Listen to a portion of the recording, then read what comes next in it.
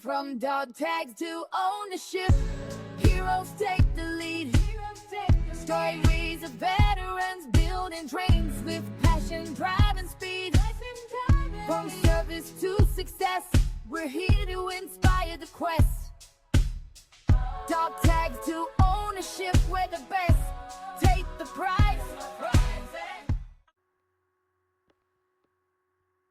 From the battlefield to the boardroom, this is DogTags to Ownership, the podcast where veterans show their journeys from serving our nation to leading in business. Hear inspiring stories of grit, growth, and the entrepreneurial spirit that drives those who serve to succeed. Tune in and take the first step toward your own mission and entrepreneurship. Military One Percenters, welcome to Dog Tags to Ownership, where once a week we interview veterans who charted a path towards entrepreneurship.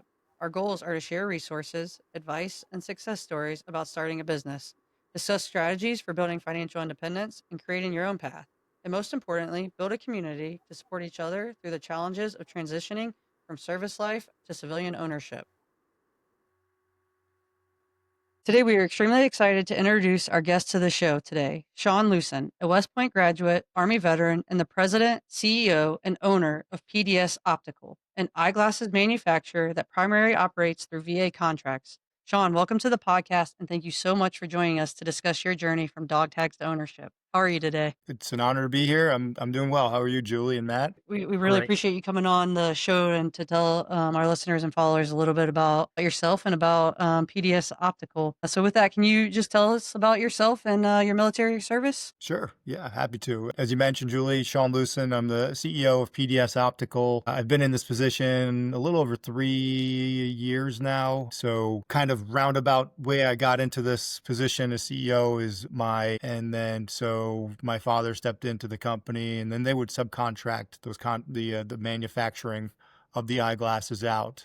And then in late 2019, they went and acquired the Optical Labs. The company was called Correct Optical out of Kentucky, and so now it's PDS Optical. And so they acquired the manufacturing process of that, and then they were in their 70s at that point, and thinking about succession planning and me being a veteran. They were thinking about tapping me and seeing if I was interested in stepping into that there. I'll get into my military service here. I'm kind of winding about response here to that.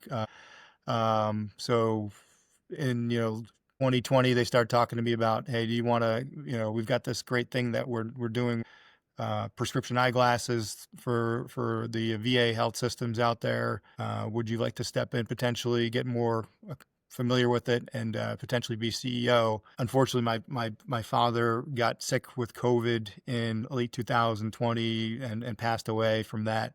So it sort of accelerated the process for me to step into the to the role as CEO there.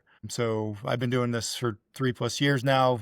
I love what I'm doing. We got an incredible team, great mission of, like I said, providing high quality, affordable eyewear for our nation's veterans. As a veteran myself, it's great that we help the veterans see more clearly and help them with their eye care. And then back to the military service question. So I answered the what I'm doing now piece, but I grew up in Jersey, and we would go to football games at West Point back in the 90s. And I remember going there when I was like 13, 14 years old, and I'm like, this place is amazing. I don't know if either of you have ever been there before, but it's a pretty impressive place. So as a freshman in high school, I started looking into how do I get in there. I remember talking to my freshman guidance counselor, and I told him, hey, that's where I want to go. And then he showed me my grades and said, you're not getting in there, because I was not off to a hot start for my first semester in high school there. So I took that as a challenge, and I was able to write the course, got my grades in a better shape, and was early accepted to West Point.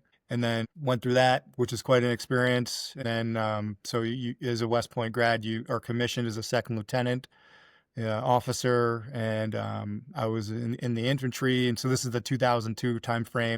Went to war, Afghanistan. So 9/11, I was at West Point during 9/11. And then so served as an infantry officer down in, did my training down in Benning, Airborne, Ranger School, all that stuff. And was stationed out in Fort Wayne, Alaska as a striker, platoon leader and executive officer, and was having a great time in the military. But then, just decided that, hey, do I want to do this for a career or not? Which is a tough decision, at that point, and decided to get out and started working in Manhattan for a company called Unum in financial services and sales. And then I got into sales leadership roles. And so I was doing that right before I stepped into this role now as CEO of PDS.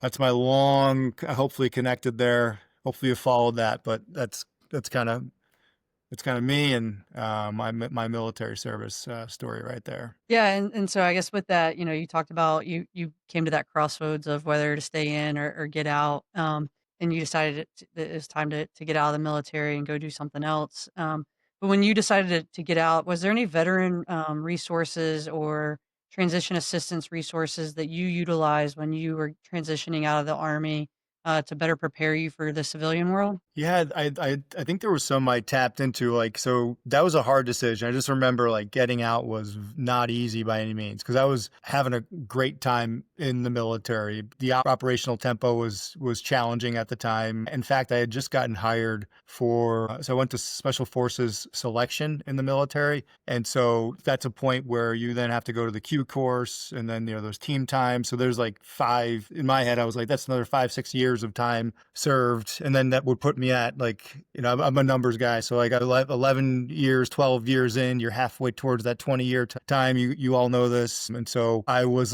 doing the whole pros and cons, talking to people in the Special Forces community and doing, what do I want to do? And so I ultimately decided I'm going to get out. And then, so I went through the all in on the path of what resources are out there. I remember there being a lot of junior military officer recruiting companies out there. I forget the names. I mean, Orion was one. I'm not sure if they're still around or not.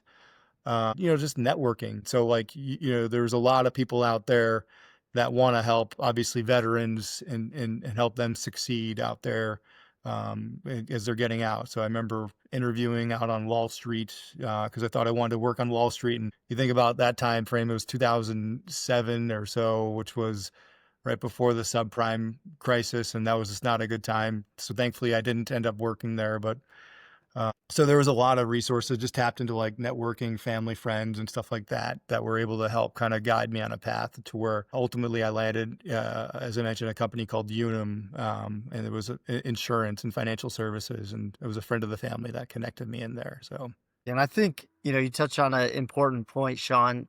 The military, as much as it is a career, it's a lifestyle choice, and I'm sure in that high operation tempo, and you knew there was going to be back-to-back deployments, it seems like the decision that you made was extremely sound. And Julie and I continued to row on the ship a little bit longer, but obviously these paths take us to incredible places. So if you could talk a little bit more on how you prepared yourself, I guess mentally, and then if there were other classes or courses involved to make that transition from military to civilian life. That's a good question, Matt. Mentally, you're not prepared for it really until you get into it. So it was different. And so, me personally, I was in for 5 years active duty. Then I was in the National Guard for about 2 years afterwards too. So I was serving sort of as a training instructor, officer candidate school and training instructor for the National Guard. So I had a little bit, I was still kind of in a little bit, but I remember distinctly it being very different. And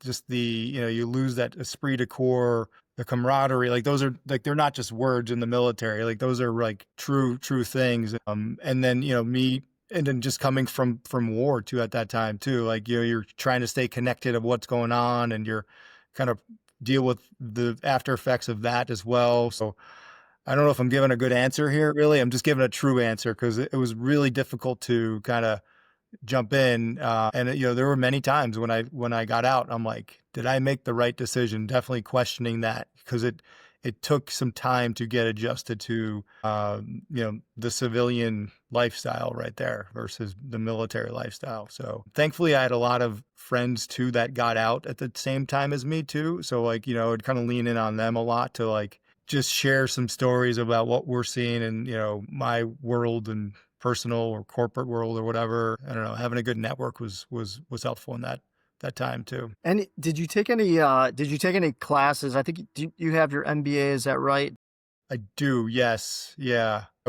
I was able to so I did that while part-time an MBA here at University of Rochester, Simon School of Business, which is actually like a top 25, 50 MBA program here too. So I did that part-time while I was working at my old company. And it was just one of those things that I would always wanted, like, to continue to advance myself and, develop myself there too. So that helped, like networking there. And I remember it was hard working a full day and then going straight to class and not getting home till 9 something and doing 2 classes each semester there and summer classes, but was able to get that there too. So that was definitely good. And I know some of our, many of the folks we've interviewed, and then I'm sure some of our listeners are considering an MBA program as they prepare themselves, potentially for business ownership, entrepreneurship. Is that something you would encourage and recommend? Have you found it beneficial in your current role? Absolutely. Yeah. It's great because, like, the way I did it too was great because I was working and, I can apply a lot of the things while I was learning about to my company. And as at the time, our company was going through some, organizational changes, which companies do all the time. And you could kind of understand, like, the why of what they're doing there and very relatable there too. So I 100% encourage anybody that's thinking about it, and the way I was actually able to have it worked out was I worked it out through the VA to fund it for me because a program called Voc Rehab. So you could look into that if you're a veteran. And so, we're talking about a $100,000 plus MBA program that I was able to get fully funded. Yeah. And I think we just actually heard Julie vocational rehab, like the last guest we had on the episode, right? Yeah. Yes, we did. Yep, talked about the same thing. So definitely going to have to put that on our website for people to go and find to be able to utilize. Because yeah, you're now the second person in a row to talk about that service Yeah. and that program. And, like, not to, don't feel, as a veteran, don't feel guilty about it. Like I feel like we've earned those rights there. It's out there and that's what it's there for, so it's a great program. I remember getting like a computer and, like, books paid for too. And so it's definitely something to look into. Yeah, and so you said, like, when you got out, you first went, working in Manhattan for a company, and then you gave the story about PDS Optical and how you got that from your uncle and your father. Yep.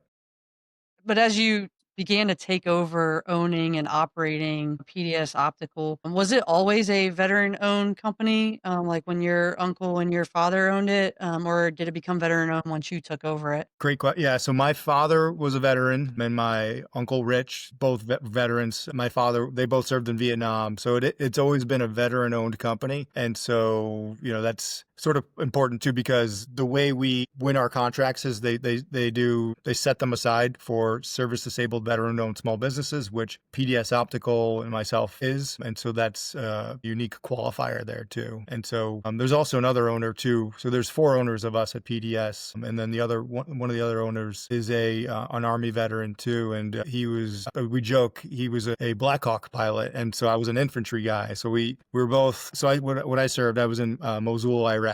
And so the joke is, like, I was on the ground and he was above in the air there, flying above us and laughing at us or whatever, but probably providing air support and stuff like that too. So, but he's another owner of the company. His name is Rob Yops. Yeah, so what other services, so I know you do like the government contracts and things like that, but what other services do you offer for the veteran community with PDS Optical? Yeah, so that's really kind of it. Like, so we make eyeglasses. And not trying to just simplify it as that, but, like, so right now we are the largest provider of eyewear for the nation's veterans out there. We have almost 80% of the contracts out there. And so we're in 40 different states, and we have 680 plus employees working for PDS. And so the way we do it is we have 2 optical labs, one in Louisville, Kentucky, one in Fort Lauderdale, Florida, which works out great because, we can kind of flex work between the 2 optical labs. And if you're ever in the area for one of those locations, we'd love to have you there.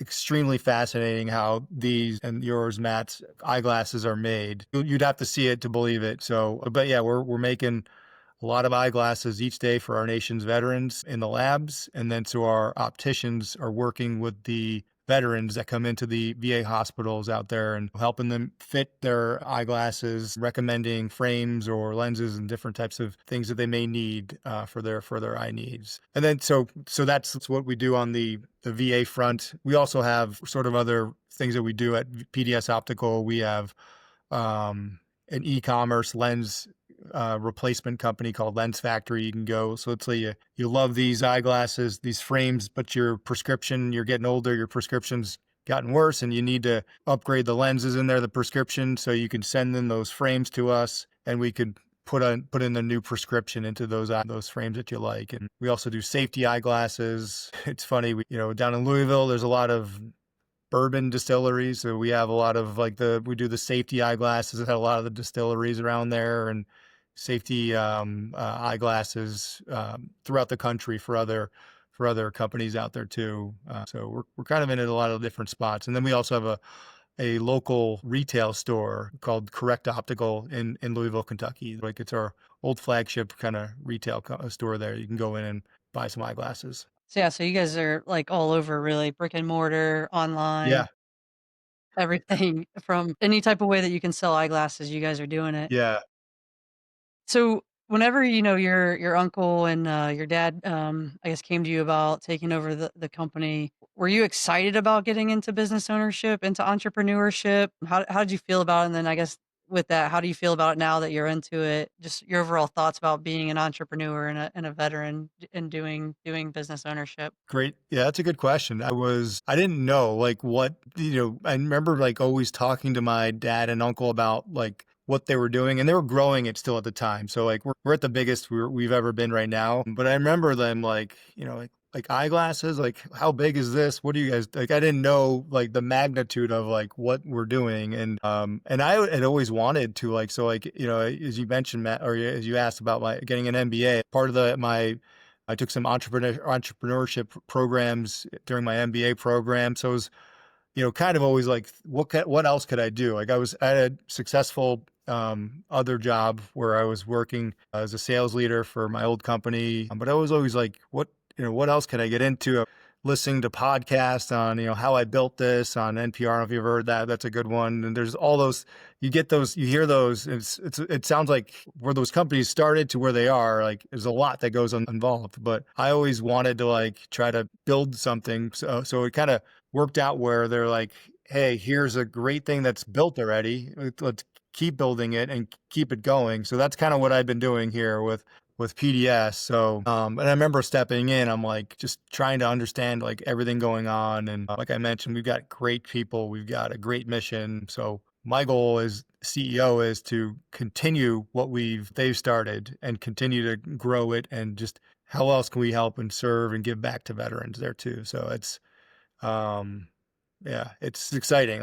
I'm grateful for every day for where I'm at and what I'm doing. If you didn't pick up on it, Julie and I are both bourbon drinkers. So when you mentioned Louisville, we kind of perked up there. So you're coming down then. All right. Yeah, absolutely. Yeah. We need to check out we'll let our spouses know we have to go down on a business trip to check out the factory there. All right. What I was also, kind of thinking about as you were talking there, Sean, is what does kind of a day in the life now as your role, kind of, that role of CEO and owner operator? You're in Rochester, New York. So what does that day look like compared to that, that day in the military of the infantry officer? Yeah. So I'll answer the military officer. It's been a long time now. But that was very, very busy and crazy, depending on where you're at, overseas or the normal on base, you're training a lot there too. That was long days too. Thankfully I was young when I was in there, so I don't know if I can handle that tempo where I'm at now in my mid 40s. But so the day to day now with PDS is I try to focus on three main things, just to the people, the culture, and the money. And so those, like, if I could kind of like focus in on those three things, that's a good day right there. But there's a lot of meetings I'll have to jump into. Again, we're manufacturing, so we're making those eyeglasses. As I've said several times already, we have a very experienced and great team, so I can lean in on them on like certain spots that I'm looking at that may be off a little bit. And then there may be some contract stuff with the VA that I'll have to jump in on and help facilitate. And then there's travel too. Like, so I'm up here in Rochester, but like I mentioned it, or I said before the show started, I've got an apartment down there. So I'm down in Kentucky at least once a month, just checking in on our operations and, just talking to the team. I'll walk, and then we also have the lab down in Fort Lauderdale. And then there's, as I mentioned, we're in 40 different states. So we've got opticians working for us in almost every state, as I mentioned there. So, checking in on them when I can. So kind of all over the place is my schedule, it sounds like. But I do enjoy looping it back to the military piece. I do enjoy having more control over it versus the military, where you're kind of at the mercy of orders or wherever you may be going. That was a reason back in the day why I made a decision to get out. You don't know what's out there. Again, mentioned I enjoyed it, loved it, what I was doing. I guess I was looking for more stability too. So at the same time, you kind of lacked that in the military. And then as a business owner, as a CEO, you can gain that, but then there's also the the unknown of what's out there on your company, and you're just constantly always thinking about that. What's out there? What are you not thinking about? What can you do to protect the company and our people and keep fulfilling our mission? Yeah, and one of the things that interested me that you brought up is, you said the three things that you focus on: people, culture, and money. And the two things that stood out to me is the people and the culture, right? So we talk about that a lot in the military, is taking care of your people, ensuring they have everything that they need, and then having a good culture, esprit de corps, positive command climate, however you want to call it. When you came to PDS Optical and took it over, as the owner and the CEO, was that something that you brought with you? Is looking at the people and the culture, and those are the two things that stood out to you that you wanted to take as like your forefront mission for the company? Yes, absolutely. I'm glad you asked that, because I remember stepping in and, just coming from the military, like, operations order, right? Like mission, like, and our mission wasn't clearly defined. And so I'm like, all right, like everybody should know what our mission is. And it's to provide high quality, affordable eyewear to our nation's veterans. I think this is the third or fourth time I've said it. And that's what you do. Like, Ranger School, you repeat the mission twice. And so that was like, all right.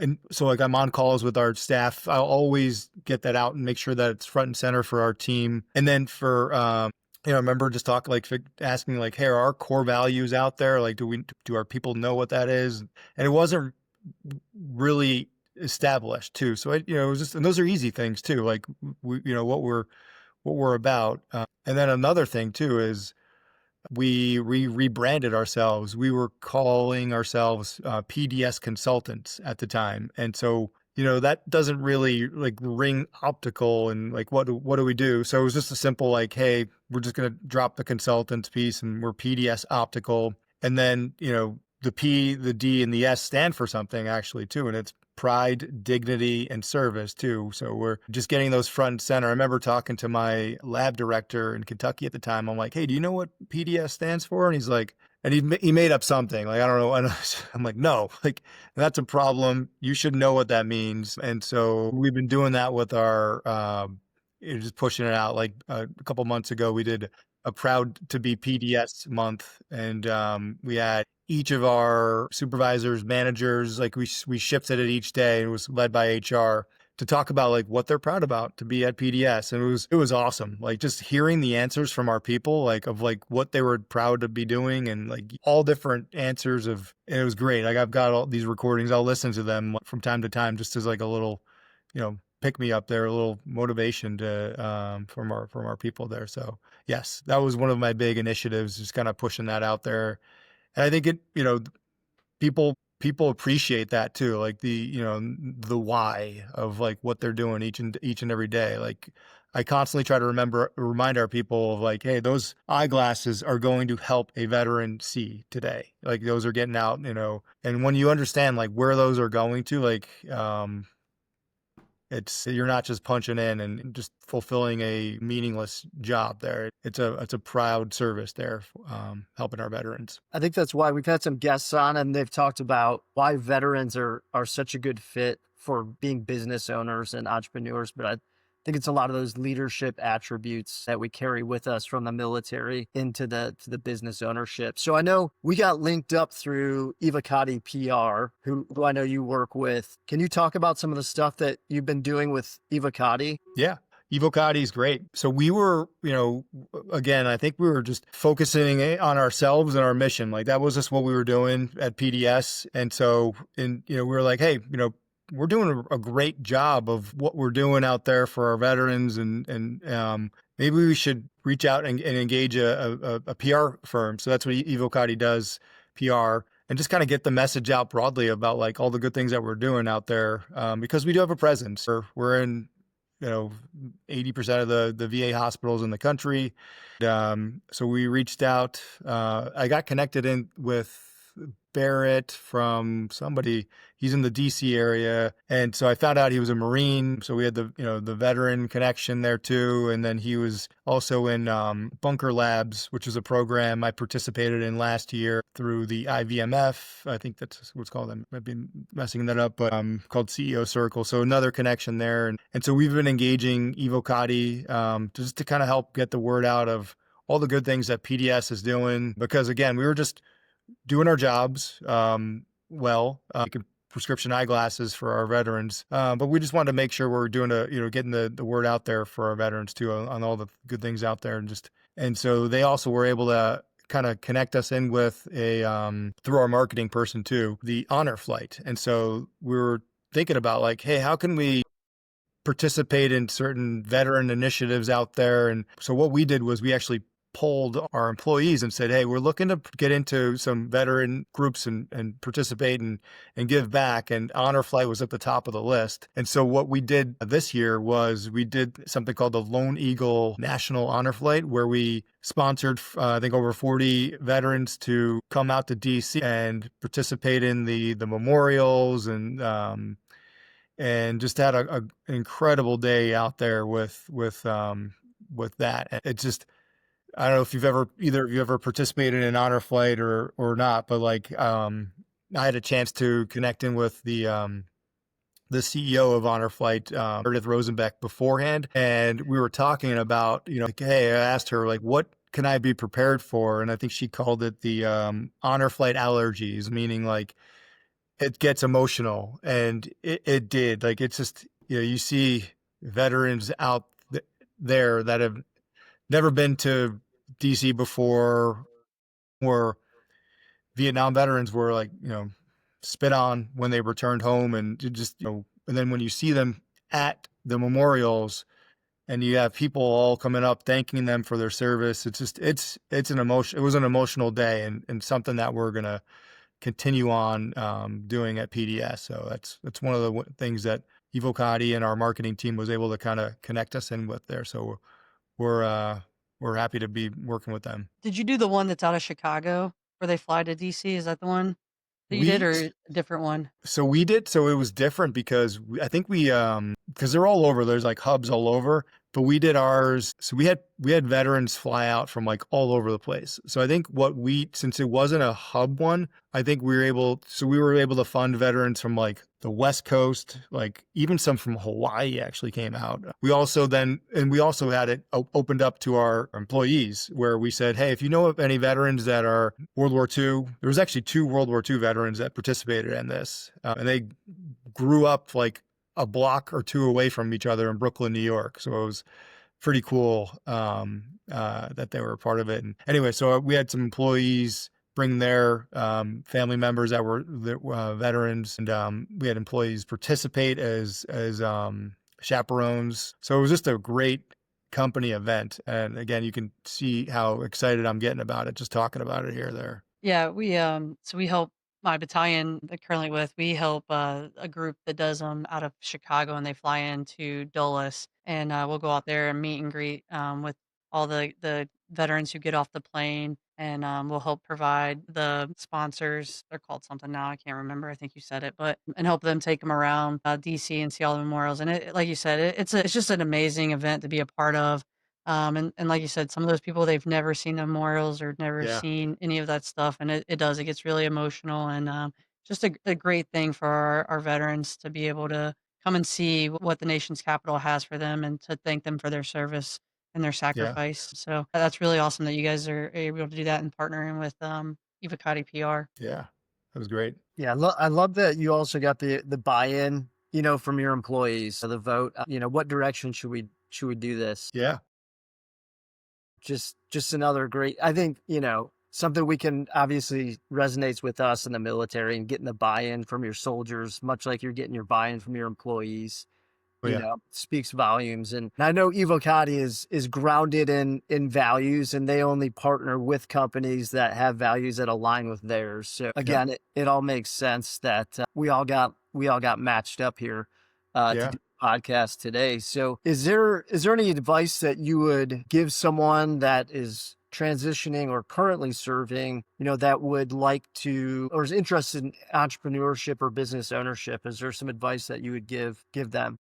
Yeah, that's, I've got friends actually that were just getting out of the military. And, I remember talking to one of my friends after 20 years, 20 plus years, he's a lieutenant colonel. And I think just trying to like instill confidence in them, sometimes when you're in the military, the world seems kind of small and like you're in that world of what but breaking out and like knowing all the things that in the military, you could do some like really good in a lot of organizations out there if you're looking to just jump into corporate America. Like, so just having that confidence and like, hey, knowing like the things I've done and seen, 99% of the people out there have never done or seen those things out there. And just having that confidence really is like a good reminder. And if you do want to like get into the entrepreneurship, like, so I'm different. Like I did corporate America and worked in that and had a good time and enjoyed that. But then now owning my own business out here too, like I like this better. So, don't be afraid. You don't know what's out there until you try too. So, you have to do a little bit of risk for the reward. And as with most people in the military backgrounds there too, most people are not afraid to take a little bit of risk there. Yeah, so you said you really enjoy entrepreneurship now and business ownership. So is there any thoughts of any other businesses that you're looking to get into right now, or is this it for right now? This is kind of it for now, but like I'm always thinking of, my brain's always kind of going on like what else is out there. And actually talking to Barrett last year, he was saying like, hey, I could see you guys as like the Black Rifle of like Black Rifle Coffee. I don't know if you're familiar, but they're veteran owned coffee. Yeah. So Black Rifle of eyeglasses. Like that's what he was like, the PR world of him. Maybe there's a way for us to do that, or like partner up with other veteran, like I again, like there's a big veteran community out there. Like we'd love to partner up with other veteran business owners and see if there's a way for us to, help each other. Or so there's, again, I'm not giving a full clear answer on that, but I think there's always things going of what else is out there, what we can be doing. And I know a number of our guests too have done really it's more business acquisition, right? So it's not like I have to have some, incredible idea for the next invention, or I'm going to be the next Bill Gates, but it's, acquisition of an existing business. And you've obviously have the skill set to take it, and you alluded to it, but you've grown and improved the company from how you received it. So I think there's tons of value in that. So what does the next 5-10 years look like for your company? That's a tough question, Matt. There's always, so like, again, we're in the government contracting space. So politically, we're kind of leaning on like what that may look like here. Again, like we could be at the pinnacle of like where we're at in terms of contracts and stuff like that, but there's other ones out there that we are looking to potentially acquire too. And so, we're constantly always trying to get better and better at what we do. In terms of investing in our company, we're doing that with investing in our equipment, investing in our people, like bringing new people in that are could help us kind of grow. And so we're not staying complacent really. And so we're trying to like improve on the edges of how we are doing what we're doing and getting better and better each day. And it's been a really good year for us too, in terms of like, we were having a problem in terms of like something called breakage at our company. And, that's just, we're breaking eyeglasses for whatever reasons. And we were able to improve that significantly through some tweaks there to our equipment and bringing some people in. So, in the next 5 to 10 years, would love to keep growing and keeping the contracts that we have and the other ones that we don't have out there. Potentially look at that, the Black Rifle coffee of eyeglasses way there. I don't know, that'll work too. And then continue to look into like supporting other military initiatives out there, like Honor Flight. What else are things out there that we can kind of do and kind of get the PDS name out there and maybe partner up with other veteran businesses out there too. Yeah, I agree. Barrett, he's got a good mind when it comes to that PR relation stuff. So definitely could probably get you guys to be the Black Rifle company of Yeah. optical of glasses. So I'll tell you, when Dylan sent me the email, he said you're the glasses guy, and we had to Yeah. have you on. So I believed it. When I got on here at the beginning, I was like, "Oh, you're the eye guy." I Yeah. think they're trying to help you guys get your name out there, and so people know. And I think it's awesome what you're doing, not only for the veteran community, and helping support our veterans with eyewear, but also just with your philanthropical efforts too with the Honor Flight. It's great work, and I know from Matt and I and our listeners and followers, just like to continue to see you guys do amazing things. But we'll start to wrap up here, Sean. Is there anything that before we get to our last two questions, is there anything that we didn't ask you that you would like to talk about or bring up to our listeners and followers? Well, I think we covered a lot here, and this was fun. I really enjoyed the informal kind of engagement here between each other. So this was good for me. Okay.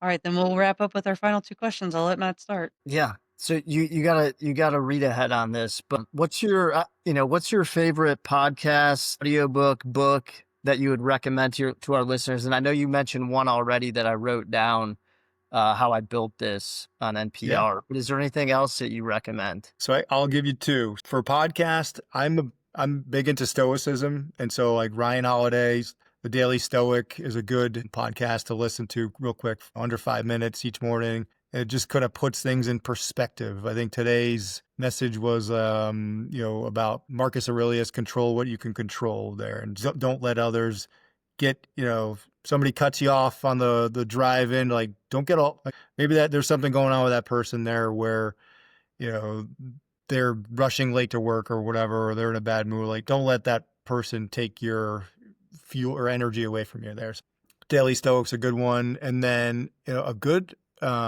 book that I read last year was something called the Psychology of Money. And so I like reading books about money and investing. It looks like you read this one, Matt, by your reaction row. Okay. Yeah.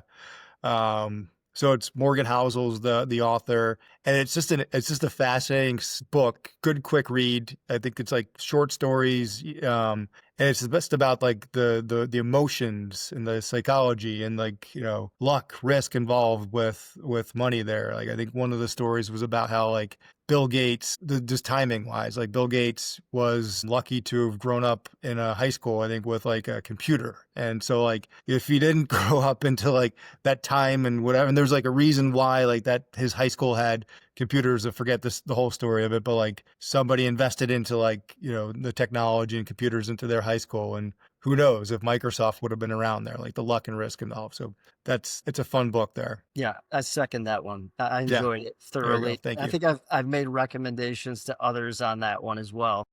Yeah. Yeah, I think that's the one you have Kate listening to right now, Matt.